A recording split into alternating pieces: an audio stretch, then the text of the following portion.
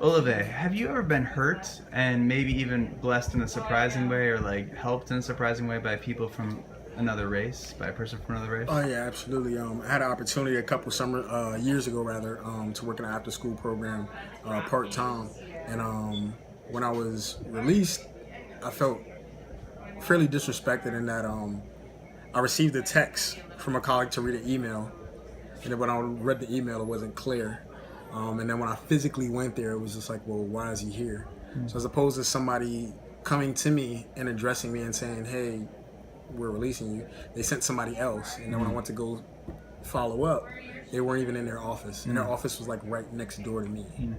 So it was just like, I felt disrespected in the fact that, one, you couldn't acknowledge me and tell me to my face that I was fired. Two, you were fearful of me. Like you physically dodged me to not tell me I was fired. And, that made me think, even about my appearance, about how I look when I'm around certain people. Like, I have a beard. I'm not Muslim. I don't identify with my religion in any way, shape, or form. Nobody would even know what my religious sect is. But at the same time, it made me uncomfortable in that it made me cognizant of who I was and how other people perceive me. You know what I mean? Like, I'm just some black dude who likes teaching and working with young people. To them, it's like, I'm a threat. Yeah. And, if you see me with my students, you would never think that. Yeah. If you see me with my niece and nephew, you would never think that. Yeah. Blessing-wise, I had a really hard time obtaining my master's degree. And I had a dean. And I remember I was dealing with it. I was student teaching and I had a graduate level class, and everybody in that class was in the process of obtaining their doctoral degrees.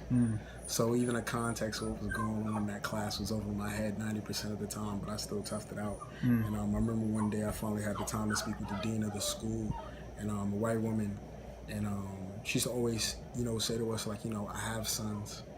I know I may not understand entirely, but I get a lot more than you guys give me credit for.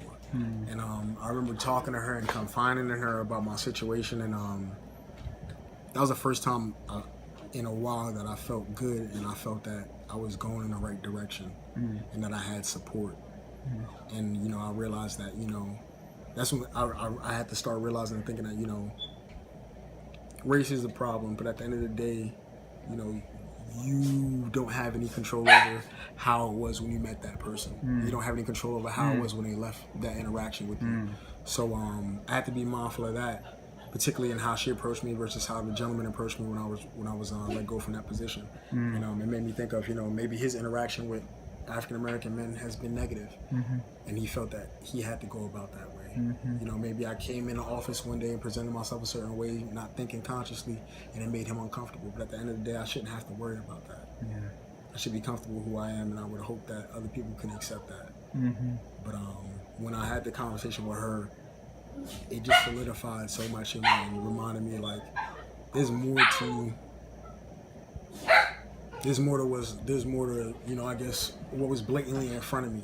I had a lot more to do. I had a lot more to do and obtain, I think, and that was just a stepping stone in what I may have to deal with, in my profession as a teacher. I may have to deal with an administrator who doesn't agree with what I do. I may have to deal with somebody who's uncomfortable with me in a space. But I'm thankful for her because it helped me deal with that situation. Sure. Yeah.